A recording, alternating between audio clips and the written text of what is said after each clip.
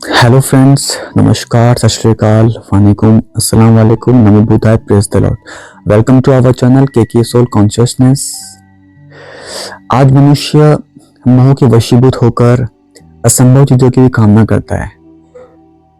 वो उसके परिणाम से भी नहीं डरता कि चाहे परिणाम कुछ भी हो, कितना भी नकारात्मक हो, बस किसी तरह इच्छा पूरी हो जाए। मनुष्य कामना करता है कि उसको कभी बुढ़ापा ही ना आए, कभी उसकी मृत्यु ना हो, उसको सगे संबंधी कभी किसी भी परेशानी में ना आए, बस हमेशा खुशी के मोड पर ही चलते रहे। पर ये तो असंभव है ना, क्योंकि लाइफ में तो अप्स डाउन चलते ही रहते हैं।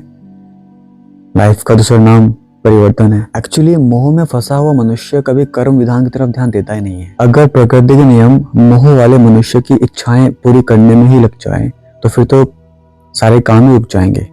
ईश्वर ने इस सृष्टि को बहुत सिस्टमैटिकली बनाया है, क्योंकि वो हम सब आत्माओं का परम आत्मा है, पिता है, हम सब उसके संतान हैं। तो उसको सिर्फ एक दो लोगों के लिए नहीं सोचना, उसके लिए सब संतान बराबर हैं।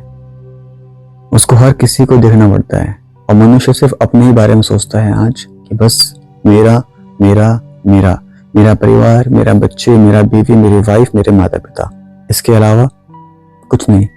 As a human being, as a इंसान, हमको सिर्फ अपने बारे में ही नहीं, बाकी और लोगों के बारे में भी सोच के चलना चाहिए।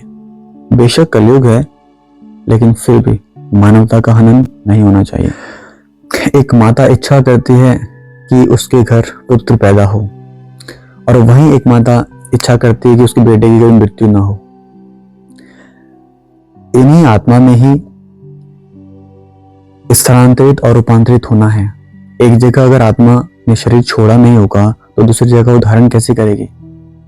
आत्मा को एक जगह शरीर छोड़ना पड़ता है, फिर दूसरी जगह में धारण करना पड़ता है। यही जिंदगी है। तो अगर किसी के घर में कोई मित्र संबंधी का देहांत नहीं होगा तो किसी का जन्म कैसे होगा? उस माता के घर बच्चा पैदा कैसे होगा जो तमन्ना कर रही है? तो ईश्वर ने हर किसी का ख्याल रखना है। एक माता इच्छा करती है कि उसके बच्चे को स्कूल जाने तक बारिश ना हो, भीग जाएगा बच्चा, तबीयत खराब हो जाएगी उसकी। पर वो यही नहीं सोचते कि एक जगह किसान अपनी खेती करने के लिए वर्षा के कितनी चाहना कर रहा है, अगर उसको बारिश ना हुआ तो उसका खेती पूरा बेकार हो जाएगा। तो ईश्वर को तो उसका भी ख्याल रखना है ना। तो माता को चाहिए कि अपनी सेफ्टी करे, बच्चे को छाता देकर उसको स्कूल भेजे, ताकि बारिश का प्रभाव उसको परेशान ना करे, उसकी तबीयत खराब ना हो, और वहीं जिसको जरूरत पानी की है, बारिश की है, उसका भी काम हो जाए। इस प्रकार मनुष्य को मोह में ग्रसित नहीं होना चाहिए। आज मनुष्य बहुत सेल्फिश है, सिर्फ मेरा मेरा मेरा, बाकी सब। तो हम मनुष्य को अपने कर्मों के विधान पर ध्यान देना चाहिए और जिंदगी को समझना चाहिए कि एक नाटक है। यहाँ पे आना जाना तो हर किसी का लगा ही रहता है, बिल्कुल एक ट्रेन के सफर की तरह। जैसे ट्रेन में बहुत सारे पैसेंजर होते हैं, किसी का घर नजदीक वाले स्टेशन पे आता है तो किसी का लास्ट वाले स्टेशन पे आता है, किसी की यात्रा बहुत लंबी होती है। तो वहां पर अगर हम किसी से दिल लगी कर लें, वहां पर हम किसी से मोह ममता में आके रिश्ता बना लें, और फिर वो पैसेंजर आने वाले अपने स्टेशन में घर पर उतर जाए, तो वहां पे विलाप करना, अफसोस करना, चिंता करना तो व्यर्थ है। क्योंकि ट्रेन में ही मुलाकात हुआ, ट्रेन में ही रिश्ता बना, ट्रेन में ही छूट गया।